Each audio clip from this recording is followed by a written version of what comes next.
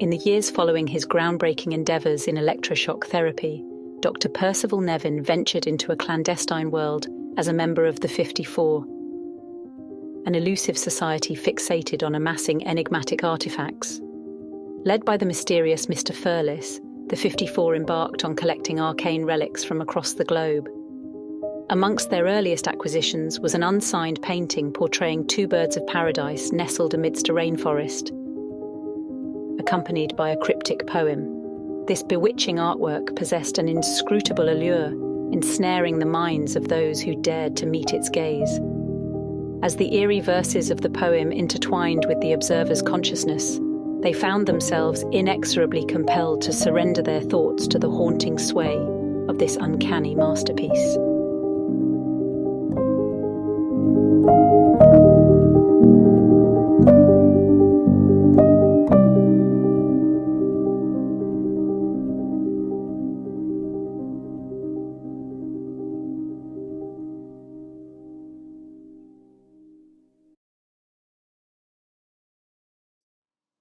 Let me show you something very mysterious indeed.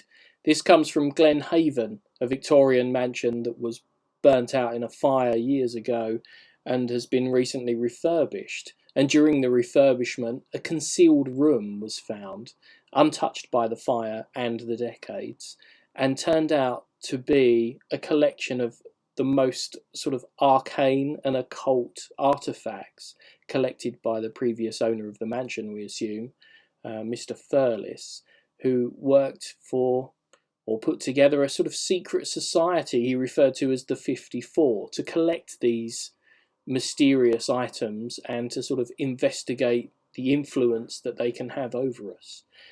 So let me test that now with some bits I have here.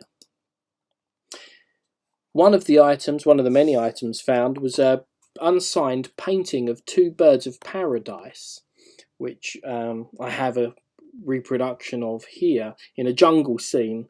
We're going to just slide that off to one side. And tied to it was this poem, which I will also leave here for you to check out, but I will read it out to you just in case you can't see it there. It's called The Painting, and it reads, "Hues dance, a vibrant canvas unfurls, underneath lies a secret, a tale that swirls. Mysteries concealed in feathers and beaks, a clandestine message the artist speaks. Nestled amidst where colours collide, silent whispers in strokes do hide.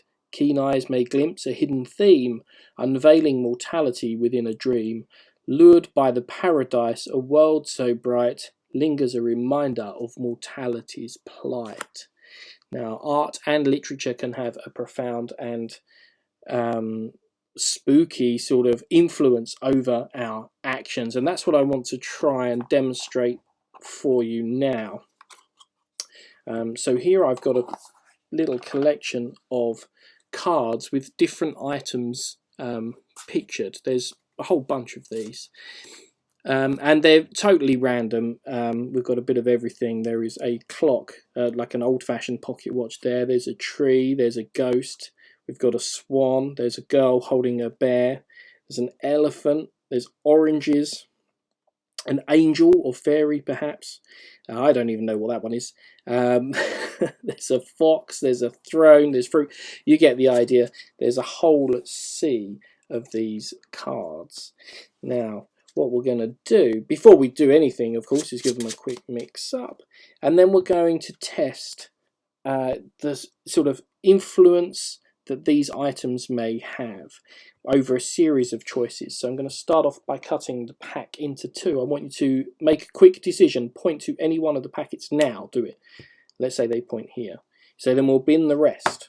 We'll do the same again, point to either of the packets. Let's say they point to this one. We bin the rest. I cut them again, point to either of the packets. They go this one this time. We bin the rest. We're down to just 4 cards. I'm going to click my fingers, point to one, and we'll bin the rest. Go. They point here, for example. We scoop up all of the other cards, isolate your one, and again, remind you, you could have chosen absolutely any of these, but you were led to this one card in particular. And this is what we want to try out. You might have been influenced either consciously or subconsciously, firstly by the painting, the unsigned painting from Glenhaven, which depicts two birds of paradise.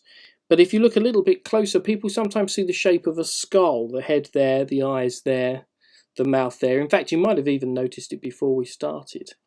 And if not, you could have been influenced by the literature as well, because if we cover over the poem, you'll see that the first letters of each line spell out the word human skull.